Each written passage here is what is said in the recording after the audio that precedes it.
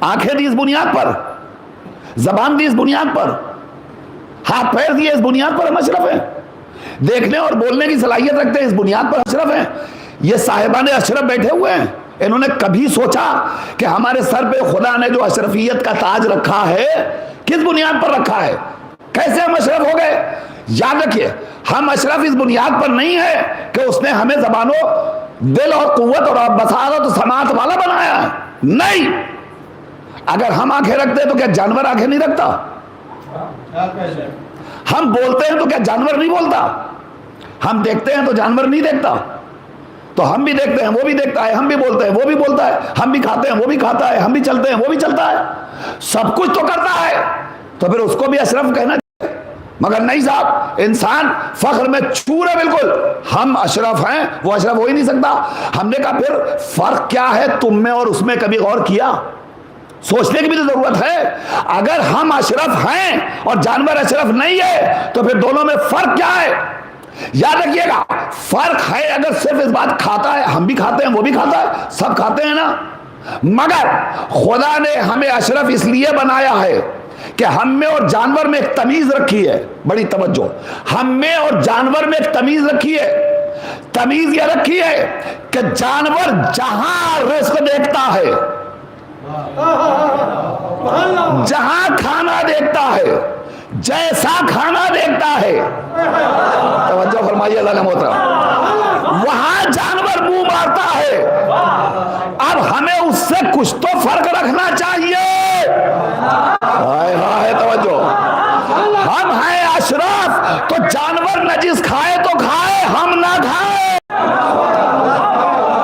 جانور حرام کھائے تو کھائے، ہم نہ کھائے۔ اگر ہمیں اپنے آپ کو جانور کے زمرے سے الگ رکھنا ہے تو ہمیں حرام اور حلال کی تمیز رکھنا پڑے گا، ہمیں جائز اور ناجائز کے فرق کو محسوس کرنا پڑے گا۔ اما کمال تو یہ ہو گیا خدا کی قسم کہ وہ خدا کتنا کریم ہے جس نے ہمیں اتنا صاحب اختیار بنایا کہ جانور میں اور ہم میں یہ منزل ارتباط رکھا کہ جانور غذا دیکھے تو جانور غذا کے آگے خود جھکے۔ توجہ، جانور آ جائیے، پرنس صاحب تشریف لائیے، یہاں آ جائیے، تشریف لائیے، ایک صلوات پڑھ دیجیے محمد والے۔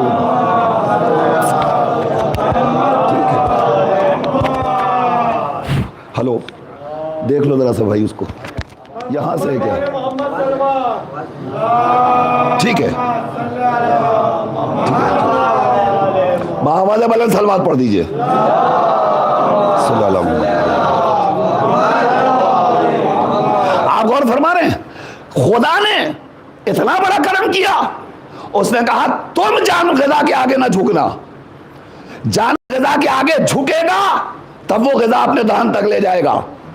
مگر انسان کو اشرف المخلوقات بنایا تو خدا یہ بھی نہیں چاہتا کہ انسان اپنے سامنے رکھی ہوئی غذا کے آگے جھکے۔ اما جو خدا غذا کے آگے جھکنا پسند نہیں کرتا، ہائے ہائے ہائے ہائے، وہ دنیاوی غذائیں مہیا کرانے والوں کے دروازوں پر جھکنے کے لیے اجازت کیسے دے سکتا ہے؟ نہیں، خدا اجازت نہیں دیتا، وہ نہیں چاہتا، وہ چاہتا تم بلند رہو، تم کو ہم نے بالا بنایا ہے تو بالا بن کے رہو، سر نیاز کو بلند رکھو، سر افتخار کو بلند رکھو، خبردار کسی کے آگے جھکنا نہیں، ہم نہیں پسند کرتے۔ معبود تو کیا اکڑ جائیں؟ ہائے ہائے ہائے توجہ، معبود تو پسند نہیں کرتا کہ ہم جھکے تو کیا اکڑ جائیں؟ کہ خبردار اگر اکڑنے کی کوشش کی تو پھر ہمارا فیصلہ سن لو، ان الذین یستکبرون عن عبادتی سیدخلون جہنم داخرین۔ ہائے ہائے ہائے توجہ فرمائیے گا، ہمارا فیصلہ یہ ہے کہ تم زندگی گزارو تو ہمارے بندوں کی حیثیت سے زندگی گزارنا، اور اگر تم نے بندگی میں اکڑ بکڑ دکھلائی تو فیصلہ ہم آج ہی صادر کر دیتے، ہم تمہیں واصل جہنم کر دیں گے۔ تو قدرت یہ نہیں چاہتی ہے کہ اس کے سامنے اکڑو، پروردگار کیا کریں؟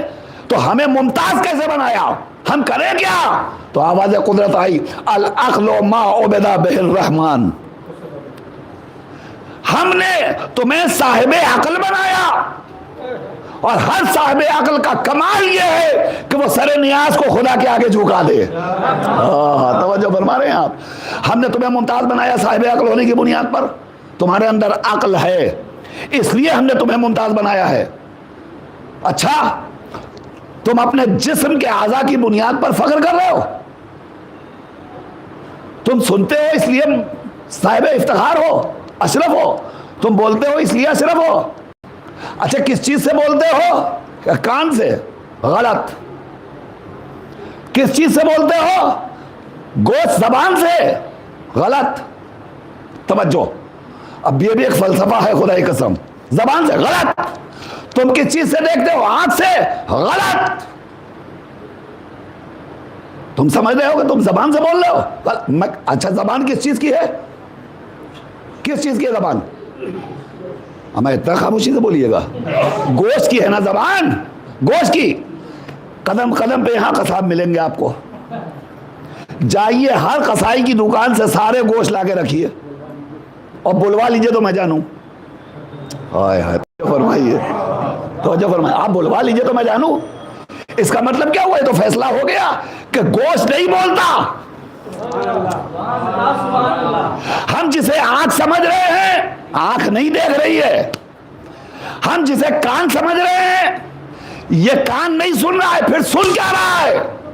میرے مولا نے صدیوں پہلے فیصلہ کر دیا انسان ہڈی سے سنتا ہے، چربی کے ڈھیلے سے دیکھتا ہے. توجہ فرمائیے گا، توجہ فرمائیے. یہ مولا کیوں کہہ رہے ہیں؟ مولا بتانا چاہتے ہیں تم سمجھ رہے ہو گوشت سے بول رہے ہو، گوشت سے نہیں بولتے. آنکھ سے دیکھ رہے ہو، آنکھ سے نہیں دیکھتے.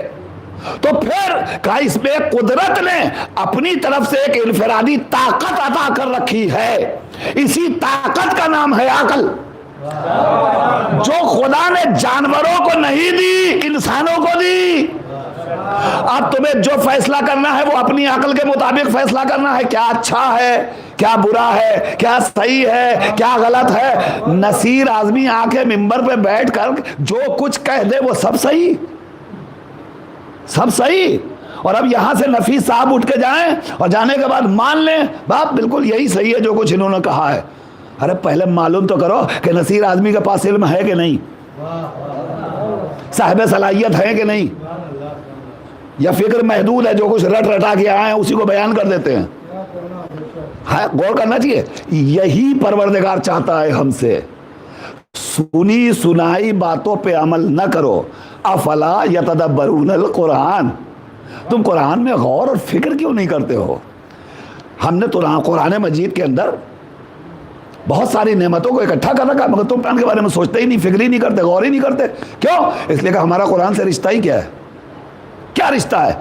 1 مہینے کا رشتہ، وہ بھی سب کے لیے نہیں، چند افراد کے لیے. کیوں باقر بھائی آپ تو گواہی دیں گے نا؟ چند افراد کے لیے 1 مہینے کا رشتہ. اس کے بعد قرآن سے ہمارا کوئی رشتہ ہی نہیں ہے. یاد رکھیے گا قرآن سے رشتہ اسی کا نہیں ہوگا جس کا رسول سے رشتہ نہیں ہوگا. جس کا رسول سے رشتہ ہے وہ قرآن سے جدا ہو ہی نہیں سکتا. اس لیے کہ سرکار ختمی مآب جب آئے تھے تو قرآن لے کے آئے تھے، جب گئے ہیں تو قرآن چھوڑ کے گئے ہیں. تو اب یہ قرآن کس کے لیے چھوڑا ہے انہوں نے؟ ہمارے لیے تو چھوڑا ہے. تو جب ہمارے لیے قرآن چھوڑا ہے تو ہمارے اوپر ذمہ داری ہے کہ ہم اس قرآن کو اپنے سینے سے لگائیں گے اور اس میں غور اور فکر کرتے رہیں گے. عزیزان گرامی یاد رکھیے میں آپ کے سامنے مسلسل تمہیداً یہ باتیں عرض کر رہا ہوں، وہ صرف اس لیے کہ ذرا سا ذہن اور فکر کے رہوار کو مہمیز کیا جائے، شعور کو بلندی کی منزلوں تک لایا جائے. ہماری کچھ ذمہ داریاں ہیں، ہمارے کچھ فرائض ہیں، ان فرائض کو ہمیں پورا کرنا ہے. مجلسوں میں آئے، بیٹھے، اٹھے، چلے گئے. آپ بتائیے یقیناً ہمیں مجلس میں بیٹھنے کا ثواب تو ملے گا، جب جائیں گے تو تبرک بھی مل جائے گا. خالی ہاتھ تو کوئی مجلس سے جاتا ہی نہیں ہے. کچھ نہ لے کے گیا تو تبرک تو لے کے جائے گا. مگر صرف ہمیں یہاں سے تبرک لے کے جانا نہیں ہے. ہم کس کے ماننے والے ہیں؟ مولا کے ماننے والے ہیں، حضور کے ماننے والے ہیں. تو حضور کے گھرانے نے ہمیں کیا درس دیا، کیا تہذیب سکھایا، درس حیات کیا دیا؟ سرکار ممبر پہ خطبہ دے رہے ہیں، خطبہ دینے کے بعد گھر میں آئے، بڑا شہزادہ پہلے آ گیا، آنے کے بعد مادر گرامی نے پوچھا آج بابا جان نے کیا خطبہ ارشاد فرمایا؟ تو جو کچھ نبی نے مسجد ممبر پہ کہا تھا وہ سب امام حسن علیہ السلام نے گھر میں آ کے مادر گرامی کو سنا دیا۔ جب سب سنا دیا تو جب بابا آئے تو بیٹی نے بابا کو سنا دیا، بابا جان آج آپ نے یہ پڑھا یہ پڑھا یہ پڑھا۔ اب بابا جان چونک گئے، تمہیں کیسے پتا؟ کہتی ہے میرے بیٹے حسن نے آ کے مجھے سب کچھ بتلا دیا۔ اچھا ٹھیک، کہلے بابا جان روزانہ میرا بیٹا آپ کے بیان کو سنتا ہے اور اتنے غور سے سنتا ہے کہ آپ جو کچھ بیان کرتے ہیں وہ سب آگے منوان مجھے سنا دیتا ہے۔ ایک دن حضور تشریف لائے اور آنے کے بعد پردے کے پیچھے بیٹھ گئے اور اب امام حسن نے شروع کر دیا سنانا۔ اب ظاہر ہے کہ آج وہ فصاحت نہیں ہے، وہ روانی نہیں ہے، وہ سلاست نہیں ہے۔ فوراً کہتی ہے مادر گرامی ایسا لگ رہا ہے کوئی بزرگ سن رہا ہے آج۔ توجہ فرما رہے ہیں آپ؟ میں اس واقعے کو صرف اس لیے بیان کر رہا ہوں کہ ہمیں معصومین کی حیات سے درس لینا چاہیے۔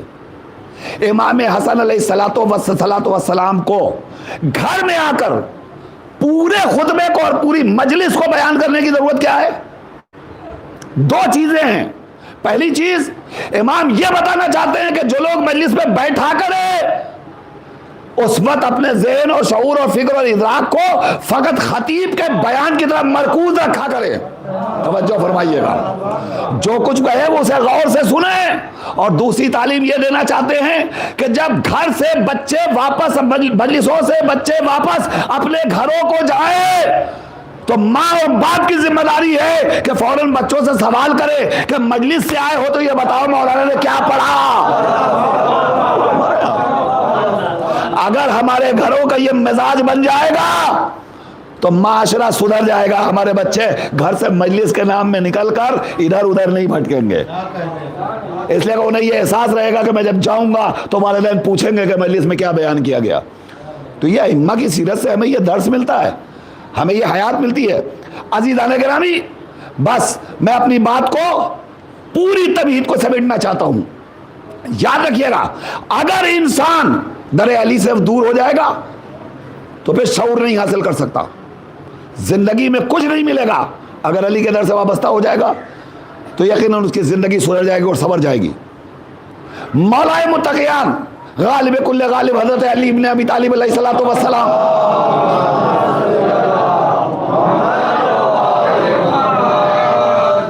ان کی حیات طیبہ کو سمجھیں گے تو پیغمبر کی حیات سمجھ میں آئے گی۔ میں آج کی مجلس میں ایک بات ایک طرف اشارہ کرتا ہوں اور اپنی بات کو سمیٹنے کی کوشش کروں گا۔ سنیے، میں اپنے دعوے کو مکمل کر رہا ہوں، علی سمجھ میں آئیں گے تو نبی سمجھ میں آئے گا، یہ ذہن میں رکھیے گا۔ قرآن مجید میں پروردگار نے ایک جملہ ارشاد فرمایا، الرحمن علم القرآن خلق الانسان علمہ البیان۔ سنا ہے آپ نے اور سنتے رہتے ہیں اور پڑھتے رہتے ہیں۔ مطلب خدا کہہ رہا ہے، وہ خدا وہ ہے، الرحمن وہ خدا وہ ہے، وہ رحمان وہ ہے۔ علم القرآن، جس نے قرآن کی تعلیم دی، خلق الانسان اور انسان کو پیدا کیا، وعلمہ البیان اور اسے بیان کے قابل بنایا۔ قرآن مجید کی آیت ہے نا، میرا ذہن کہتا ہے کہ قرآن کی آیت کی ترتیب میں تھوڑی سی تبدیلی ہو گئی ہے۔ توجہ فرمائیے گا، خدا محفوظ رکھے مجھے۔ توجہ، ہمارے ہاں ہم تحریف قرآن کے قائل نہیں ہیں، یہ موضوع ایک الگ ہے، کہ ہمارے یہاں قرآن میں کوئی تبدیلی نہیں ہے، کوئی ترمیم نہیں ہے۔ انشاءاللہ وقت ملے گا تو میں اس حوالے سے عرض کر دوں گا، لیکن آج نہیں۔ قرآن کیا کہہ رہا ہے؟ الرحمن علم القرآن خلق الانسان، وہ خدا وہ ہے جس نے قرآن کی تعلیم دی اور انسان کو پیدا کیا۔ کہنا کیا چاہیے تھا؟ اسے کہنا چاہیے تھا وہ خدا ہے جس نے انسان کو پیدا کیا، پھر قرآن کی تعلیم دی، پھر اسے صاحب بیان بنایا۔ ترتیب یہ ہونی چاہیے تھی، مگر وہ کہہ رہا ہے کہ نہیں، ہم نے انسان کو پیدا کیا، قرآن کی تعلیم دی، پھر انسان کو پیدا کیا، پیدا کرنے کے بعد اسے صاحب بیان بنا قرار دیا۔ معبود کیوں کہہ رہا ہے کہ ہم نے قرآن کی تعلیم دی پھر انسان کو پیدا کیا؟ آئیے تلاش کرتے ہیں، دنیا میں جتنے قاریان قرآن ملے ہم نے ان سب سے پوچھا، ہم نے کہا یہ بتائیے آپ قرآن کی تعلیم پہلے حاصل کر کے پھر دنیا میں آئے؟ نہیں، یہ چھوڑیے، کیسی باتیں آپ کرتے ہیں؟ ہم تو دنیا میں آئے 2-3 برس کے ہو گئے، 4 برس کے ہو گئے، بابا جان ایک مولوی صاحب کو لے کے آئے، انہوں نے قرآن پڑھایا، تب ہم پڑھنے کے قابل بنے۔ اچھا تو آپ کو قرآن کس نے پڑھایا؟ کہا قاری قرآن نے۔ ہم نے اس سے پوچھا آپ قرآن پڑھ کے آئے تھے؟ نہیں جی، ہم کہاں سے پڑھ کے آئیں گے۔ ہم نے کہا پھر آپ نے قرآن؟ کہا دیوبند سے۔ توجہ ہے نا، دیوبند شریف سے ہم نے قرآن پڑھا، مولوی صاحب کے پاس بیٹھے تھے تب پڑھا ہم نے۔ ہم نے کہا ٹھیک۔ اس سے پوچھا، ہم گئے دیوبند مفتی صاحب کے پاس، قاری قرآن کے پاس، ہم نے کہا حضور دست ادب جوڑ کر سوال ہے، قرآن مجید کی آیت کی وضاحت چاہتا ہوں، قرآن میں اللہ کہہ رہا ہے ہم نے قرآن کی تعلیم دی پھر انسان کو پیدا کیا، تو کیا آپ قرآن پڑھ کے آئے؟ کہنے جی نعوذ باللہ من ذالک، خبردار ایسی باتیں نہ کہیے گا۔ ہم نے کہا پھر؟ ہم نے کہا تو کیا مان لیا جائے کہ قرآن کی آیت غلط ہے؟ اب ذرا میرے ساتھ آئیے، گا یہیں سے۔ مان لیا جائے کہ قرآن کی آیت غلط ہے؟ کہا نہیں، قرآن کی آیت تو غلط ہو ہی نہیں سکتی۔ ہم نے کہا پھر اگر یہ قرآن کی آیت غلط نہیں ہے کہ ہم نے قرآن پہلے پڑھایا دنیا میں بعد میں بھیجا، قرآن کی آیت صحیح ہے، تو پھر مجھے بتائیے وہ کون ہے جو قرآن پہلے پڑھ کے آیا ہے؟ اب تو ہمیں یہ تلاش کرنا پڑے گا کہ کوئی تو ہوگا جو قرآن کی تعلیم پہلے لے کر پھر دنیا میں آیا۔ خدا نے پہلے عالم قرآن بنایا پھر پیدا کیا، اب ہمیں تلاش کرنا ہے۔ اما اسی لیے تو کہا تھا درے علی پہ آؤ۔ آئے آئے آئے آئے، علی سے دور رہو گے تو بھٹکتے رہو گے، کسی مسئلے کا حل نہیں ملے گا، اور جب مسئلوں میں پھنسے رہو گے، مشکلوں میں گرفتار رہو گے اور حل نہیں ملے گا تو ہلاکت کے علاوہ کوئی راستہ ہی نہیں ہے۔ پھر تمہیں یہی کہنا پڑے گا ہم ہلاک ہو جاتے، ہلاکت سے بچنا ہے یہاں آنا پڑے گا۔ آئیے، کہیں اور نہ جائیے، ہمیں تلاش کرنا ہے وہ کون ہے جو قرآن کی تعلیم پہلے لے کر آیا، پیدا بعد میں ہوا۔ تو دنیا میں ہمیں ایک ذات ایسی ملی جس نے دنیا میں قدم رکھا تو آتے ہی آواز دی، یا نبی اللہ توریت پڑھوں، زبور سناؤ، انجیل سناؤ، قرآن پڑھوں۔ اور صرف یہی نہیں کہا کہ پڑھوں، بلکہ فر پڑھنا شروع کر دیا۔ اب جب پڑھنا شروع کیا تو سامنے حضور بیٹھے ہوئے ہیں، حضور نے ایک مرتبہ لب کشائی کی اور فرماتا ہے یا علی تم نے توریت صاحب توریت سے بہتر پڑھی، توجہ تھا نا محترم، زبور صاحب زبور سے بہتر، انجیل صاحب انجیل سے بہتر۔ اگلا جملہ قیامت کا جملہ یہی میں آپ کو لانا چاہتا تھا، پھر میں جملہ دوہرا رہا ہوں، جب تک علی کو نہیں سمجھو گے نبی سمجھ میں نہیں آئے گا۔ یہ بات ذہن میں بٹھا لیجئے گا، اور اب دلیل لینے جا رہا ہوں۔ توریت صاحب توریت سے بہتر، زبور صاحب زبور سے بہتر، انجیل صاحب انجیل سے بہتر، اور یا علی قرآن تم نے بالکل ویسے پڑھا۔ توجہ فرمائیے گا، توجہ ہے۔ اب یہاں رکتا ہوں، مجھے یہ بتائیے علی دنیا میں آئے تو آنے کے بعد قرآن کی تلاوت کی، چاروں صحیفوں کی تلاوت کی، تو جب علی نے قرآن کی تلاوت کی تو اب کم سے کم دنیا کو مان لینا چاہیے کہ ایک عالم قرآن ایسا ہے جس نے قرآن کی تعلیم پہلے حاصل کی، دنیا میں بعد میں آیا۔ قرآن کی آیت کا مصداق ایک مل گیا، علی ہے نا۔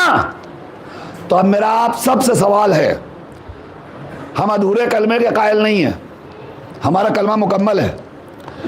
جب ہمارا کلمہ مکمل ہے تو ہم ادھوری بات بھی نہیں کرتے، ہم بات مکمل اور مدلل کرنا چاہتے ہیں۔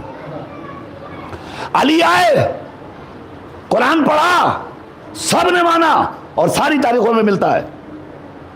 تو پھر سوال یہ ہے کہ جیسے علی نے دنیا میں آتے ہی قرآن مجید پڑھ کر کے بتلایا کہ ہم عالم قرآن ہیں، قرآن کی تعلیم لے کے آئے ہیں، کوئی تاریخ تلاش کر کے مجھے بتا دیجئے کہ نبی کریم نے بھی زندگی میں کبھی دعویٰ کیا ہو کہ ہم قرآن کی تعلیم حاصل کر کے آئے ہیں۔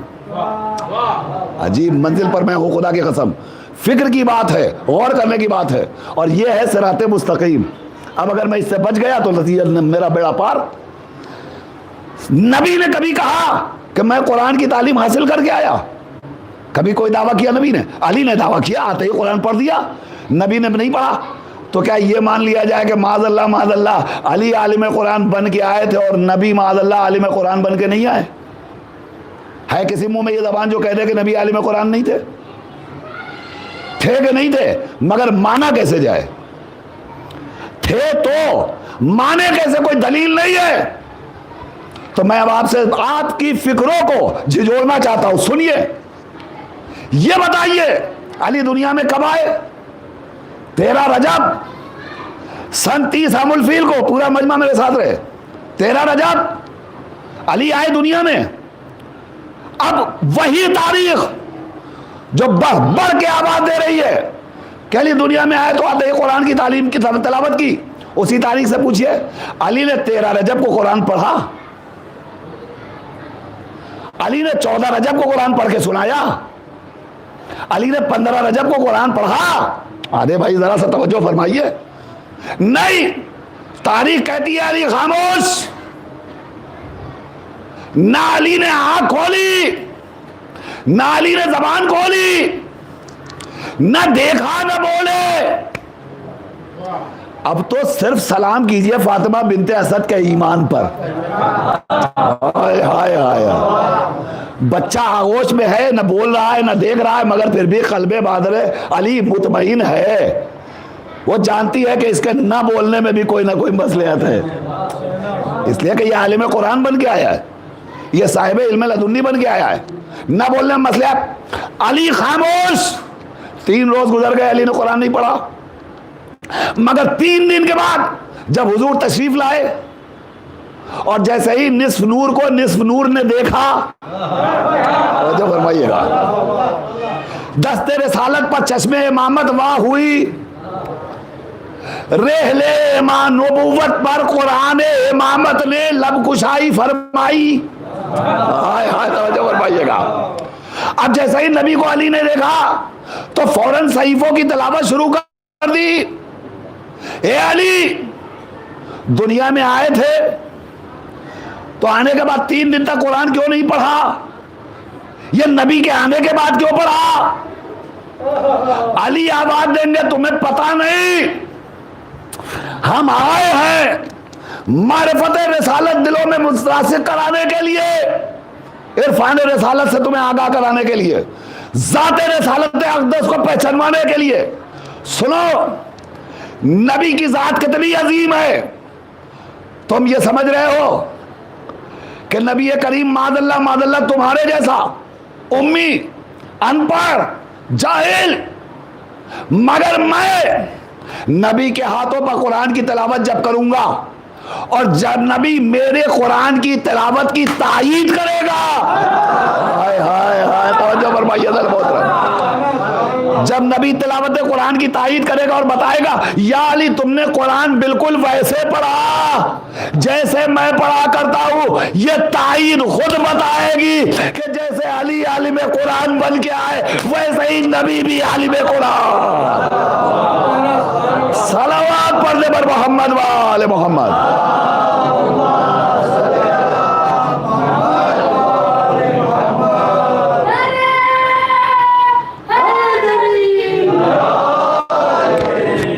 اور فرمایا جانا محترم، اب سمجھ میں آیا؟ اچھا، اب ایک مسئلہ، نبی آئے تو قرآن کی تلاوت کیوں نہیں کی؟ کرنا چاہیے تھا نا، عالم قرآن تھے تو انہیں بھی کرنا چاہیے تھا، مگر نبی نے قرآن مجید کی تلاوت نہیں کی۔ کیوں؟ اس لیے کہ نبی کریم جب تشریف لائے ہیں تو وہ زمانہ کون سا ہے؟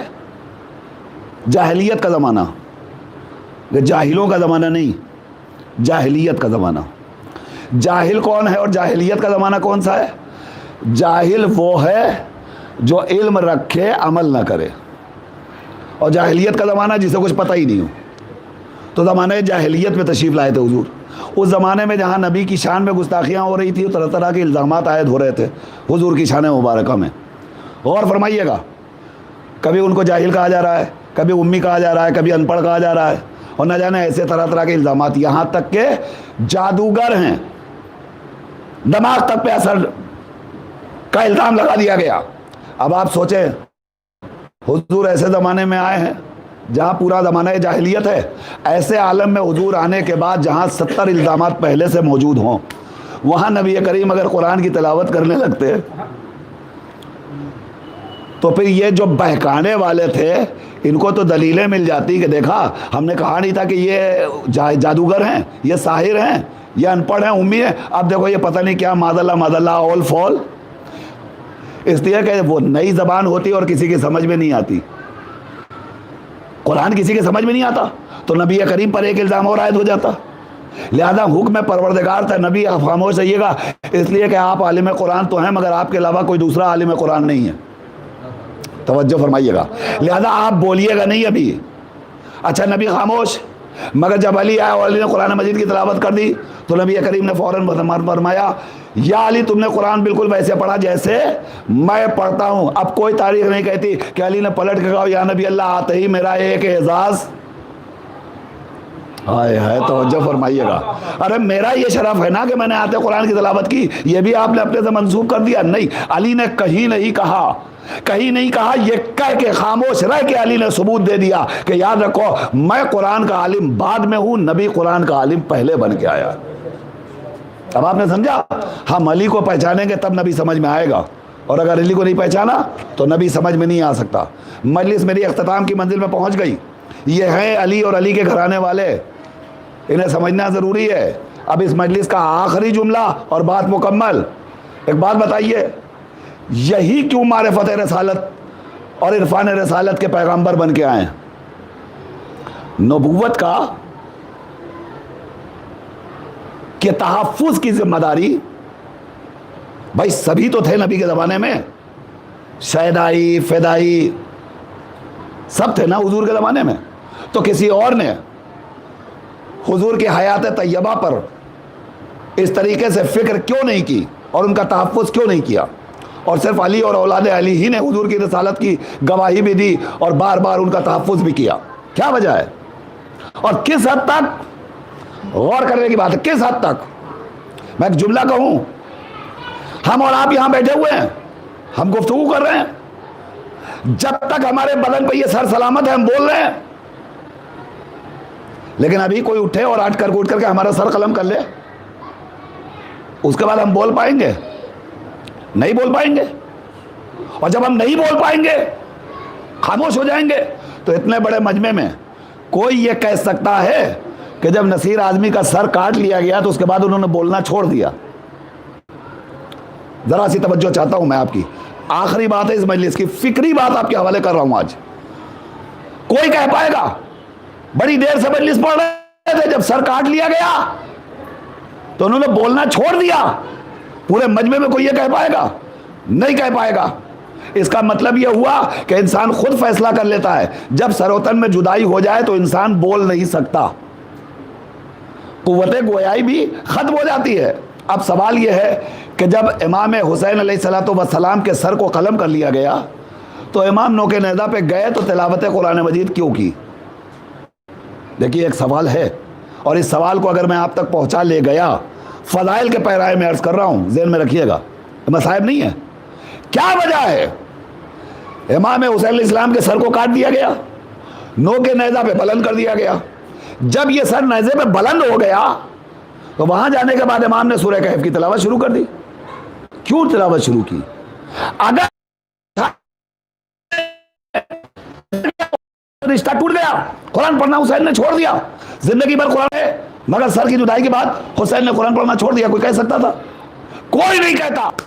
اس کے بعد بھی امام نے قرآن مجید کی تلاوت کی. مولا کوئی نہ کوئی ہدف اور مقصد ہوگا آپ کا، کیوں آپ نے قرآن مجید کی کٹے ہوئے سر سے تلاوت کی؟ سنو میرے عزیزو، امام بابا دیں گے، یاد رکھو امامت کا کام نبوت کا تحفظ ہے. توجہ فرمائیے، امام دنیا میں رہے تب بھی امام ہے، امام دنیا سے چلا جائے تب بھی امام ہے. امامت کا کام ہر لمحہ نبوت کا تحفظ ہے. آج ہم کٹے ہوئے سر سے تلاوت کر کے آنے والے جاہل ترین مورخ کے بدبودار قلم سے بدترین تحریر کا انکار کرنا چاہتے ہیں کہ یاد رکھو आने वाले वक्त में अगर कोई मवर्रिक ये कह दे कि मामूली से बुखार में नबी हिरयान बकले लगे थे, तो उसको जवाब दे देना, अमर जिसका नवासा कटे हुए सर से कुरान की तिलावत कर रहा हो।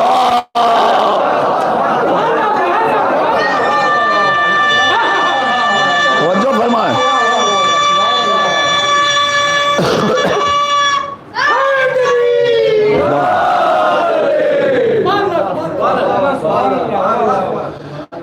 तुम जवाब दे देना, हमारे इसी एक मिशन के जरिए किस तरह से तहफ़्फ़ुज़ रिसालत हो रहा है।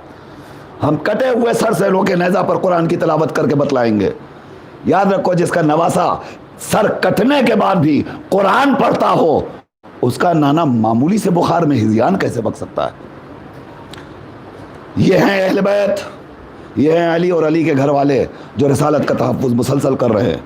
अज़ीज़ान किरामी, मुसलसल मजालिस होंगी 5 रोज़ तक, और मैं आपके सामने इसी अंदाज से अर्ज़ करने की कोशिश करूँगा। जब तक हम अहले बैत को नहीं समझेंगे, नबी समझ में नहीं आ सकता, और जब तक नबी समझ में नहीं आ सकता, उस वक्त तक खुदा समझ में नहीं आएगा। इस बात को ज़हन में लेकर जाइए। और मजलिस का वक्त ठीक 8:30 बजे है, लिहाजा आप हजरात अगर पूरी मजलिस 9:30 बजे पूरी मजलिस सुनना चाहते हैं तो 8:30 बजे तशरीफ़ लाइए। बिल्कुल पाबंदी से मजलिस होगी शुरू, और वक्त के अंदर इख्तिताम पजीर भी हो जाएगी इंशाअल्लाह। आप खुश नसीब हैं, इस ज़माने में आपको मजलिस करने का मौका मिल रहा है, और ये बहुत बड़ी शरफ़ और फजीलत की बात है। बल्कि इन तमाम मोमिनीन की तरफ से जो यहाँ बैठे हुए हैं, उन सब की तरफ से हम जमात का शुक्रिया अदा करें, मेहदी भाई का शुक्रिया अदा करें। ये तमाम जितने ज़िम्मेदारान हैं, जामिन साहब, बकर भाई, ये सब बेचारे कोऑपरेट करते हैं हर वक्त मजालिस को, अज़ादारों को, अज़ादारी को फ़रोग़ देते हैं। खुदा इन सब को सलामत रखे, और आप सब को सलामत रखे कि जिन्होंने इन तमाम पाबंदियों के बावजूद इस अज़ीमुश्शान खमसे मजालिस की बिना रखी है। किसी भी अमल की बुनियाद डालना एक बड़ा अजीम काम होता है, और जिन लोगों ने इसकी बुनियाद रखी है, इंशाअल्लाह खुदा उनकी तौफ़ीक़ात में इजाफ़ा फरमाए, ताकि ये खमसा जो आज कायम हुआ है, ये हमेशा अब आलीशान पैमाने पर हर बरस यूँ ही मुनक़िद किया जाए। ये मेरी बड़ी देरिंगा ख्वाहिश थी, और मैं अक्सर कहा करता था नफीस भाई से, अकबर भाई से, इन लोगों से कि आप अपना अशरा इधर लाइए, ताकि चौथे इमाम से मंसूब कोई अशरा मुहर्रम के बाद फ़ौरन यहाँ सन्नाटा हो जाता था और अच्छा नहीं लगता था। अल्हम्दुलिल्लाह अब ये सिलसिला जारी हो गया है, और ये यूँ ही चलता रहेगा, और मजलिसें होती रहेंगी। और आपसे गुजारिश है कि आप तमाम मजालिस में बिला तफरीक शिरकत फरमाया कीजिए, बिला तफरीक। इसलिए कि मैं अर्ज़ कर चुका हूँ, न मजलिस हमारी है न तुम्हारी है, मजलिस हुसैन की है। तो जो हुसैनी है उसे जहाँ भी मजलिस हो रही हो वहाँ शिरकत करना चाहिए, और सिर्फ ये सोच के करना चाहिए कि हम हुसैनी हैं और ये हुसैन की मजलिस है। इसके अलावा हमें कुछ नहीं सोचना चाहिए। हर जगह हम शिरकत करें, और सब एक दूसरे के साथ शाना बशाना चल के ताउन करते रहें, ताकि शहज़ादी की दुआओं के मुस्तहक बनते रहें। बीबी बड़ी गमज़दा हैं, शहज़ादी बड़ी तकलीफ़ें उठाए हुई हैं। हम और आप अंदाज़ा नहीं लगा सकते बीबी के क़ल्ब पर कितने ज़ख्म हैं, कितनी अज़ियतें और कितनी तकलीफ़ें बर्दाश्त की हैं शहज़ादी ज़हरा ने। आप सोचें, हम मुद्दतों के बाद फ़कत करबला के मसाइब, शहीदों के मसाइब का तज़किरा करते हैं, तो आप ज़ारो कतार रोने लगते हैं, आपकी आंखों में आंसू आ जाते हैं, आप मुस्तरिब हो जाते हैं, बेचैन हो जाते हैं, सिर्फ सुन करके शहज़ादी को हुसैन ने अपने चेहरे पर मला हो और माँ अपनी आंखों से देखो। इस मसाइब को कौन बर्दाश्त कर सकता है और कैसे बर्दाश्त कर सकता है। यकीनन हमारा दिल तड़प जाता है तो शहज़ादी कितनी गमज़दा होंगी। अरबाब अज़ा याद रखें, शहज़ादी इतनी गमज़दा हैं, रिवायतों में मिलता है कि जब महशर का बाज़ार सजा होगा तो एक आवाज़ आएगी, सुना है आपने इंशाअल्लाह, मगर हक़ है कि यह अदा हो जाएगा और मजलिस का हक़ अदा हो जाएगा। सुनिए रिवायतों में मिलता है कि जब हश्र का बाज़ार सजा होगा और जब शहज़ादी आने वाली होंगी तो एक आवाज़ आएगी, या अहल महशर गुज़्ज़ू अब्सारकुम व नक्किसू रऊसकुम, ए अहले महशर अपनी आँखों को झुका लो, अपनी आँखों को बंद कर, अपनी गर्दनें झुका लो, अपने सरों को झुका लो। क्यों झुका लो? क्योंकि नबी की बेटी फातिमा आ रही है।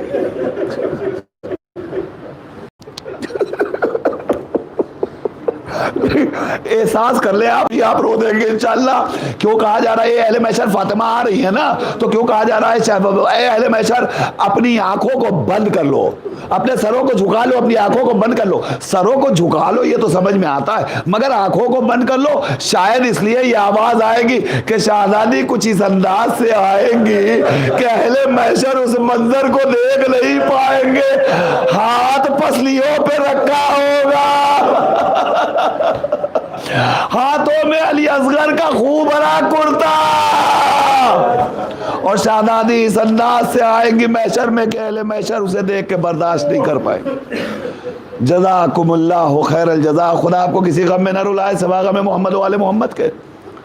ہاں ارباب اعضا تار کر لیا تو شہزادی کہے گی نہیں پروردگار ابھی ایک شہید بچا ہے. کہا کیوں بچا ہے؟ آواز آئے گی وہ اتنا کمسل ہے کہ وہ اپنے ہاتھوں سے اپنے قاتل کو گرفتار نہیں کر سکتا.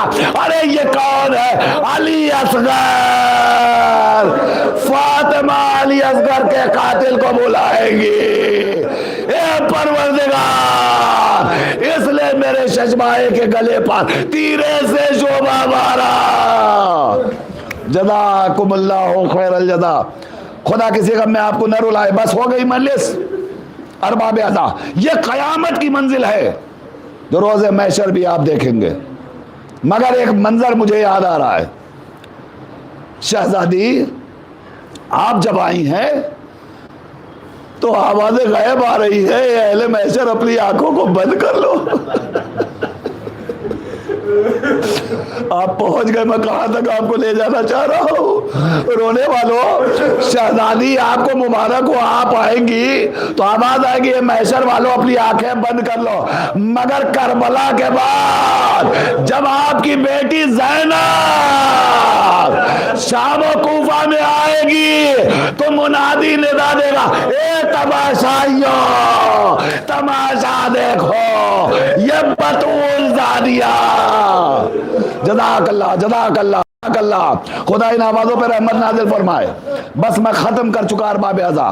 آخری منزل راوی کہتا ہے, روایت کہتی ہے ایک صحابی رسول سہل ابن سعد قافلہ گزر رہا ہے, اس نے دیکھا آگے آگے کچھ نیزے ہیں, نیزوں پر کٹے ہوئے سر, سروں کے پیچھے ایک قافلہ ہے, تماشائیوں کا ہجوم ہے. سہل نیزہ بردار کے آگے آتا ہے اور آنے کے بعد پوچھتا ہے یہ بتا یہ کن کے کٹے ہوئے سر ہے؟ خولی کہتا مجھے اجازت نہیں ہے بولنے کی. کہا پھر کون بتائے گا؟ کہا وہ پیچھے ایک قافلہ آ رہا ہے, قافلے کا جو ساربان ہے جس کے ہاتھوں میں مہار ہے اس سے جا کے پوچھ لینا. سہل کھڑا رہا, جیسے ہی قافلہ قریب آیا تو اس نے دیکھا ساربان کی حالت یہ ہے کہ ہاتھ اسیر ہے.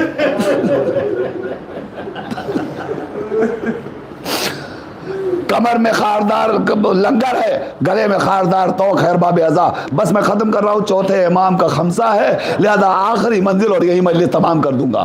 اس نے دیکھا تو دیکھنے کے بعد فوراً آیا اور آنے کے بعد کہتا ہے بھائی تب بتا سکتے ہو یہ کس کا قافلہ ہے, یہ کون لوگ ہیں؟ تو ایک مرتبہ سہل کہتے ہیں, ایک مرتبہ امام کہتے ہیں سہل ذرا اپنی آنکھوں کو نیچے کر لے. سہل تو نے ہمیں نہ پہچانا؟ ہم بطول کے لاڈلے ہیں, ہم علی کے نور نظر ہیں, ہم رسول کے دل بند ہیں, ہم حسین کے پارے جگر ہیں, ہم علی ابن الحسین ہیں. اس کے بعد کہتے ہیں سہل اپنی آنکھوں کو نیچے کر لے. مولا آنکھوں کو نیچے کر لے, خیریت تو ہے. کہا اب اس کے پیچھے جو قافلہ آ رہا ہے اس میں ہماری پھوپھی زینب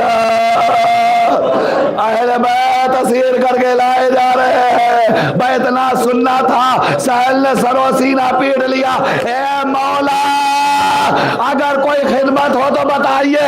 امام کہتے ہیں ممکن ہو تو کہیں سے چادر لا کے دے دے تاکہ پھوپھیوں کا پردہ سلامت رہ جائے. دربار ہے, تماشائیوں کا ہجوم ہے, ہم سے چلا نہیں جا رہا ہے. واہ مصیبتا واہ غربتا, انا للہ و انا الیہ راجعون, رضا بقضائہ و تسلیما لامرہ. ربنا تقبل منا انک انت السمیع العلیم. الہی الہی الہی بقضائہ و بیہا و بالہا و بنوہا. بار لا تجھے واسطہ محمد و آل محمد کا ہماری اس عزاداری کو شرف قبولیت عنایت فرما۔ جن عزاداروں نے ان مجالس کا سلسلہ قائم کیا ہے پروردگار، ان سب کے رزق میں برکت عنایت فرما، ان کی توفیقات میں اضافہ فرما۔ معبود ان کے ہر عمل کو شرف قبولیت عنایت فرما۔ یہاں مجلس میں جتنے حاضرین موجود ہیں ان سب کی جان مال عزت اور آبرو کی حفاظت فرما۔ پروردگار اس عہد پر آشوب میں شیعت کا تحفظ فرما، عزاداری کا تحفظ فرما، مرجعیت کا تحفظ فرما، تمام عزاداروں کا تحفظ فرما۔ پروردگار واسطہ تجھے محمد و آل محمد کا، وارث کربلا، منتقم خون حسین، صاحب عصر کے ظہور میں تعجیل فرما۔ عند الظہور ہم سب کو ان کے امان و انصار میں شمار فرما۔ ربنا تقبل منا انک انت السمیع العلیم۔ ماتم حسین۔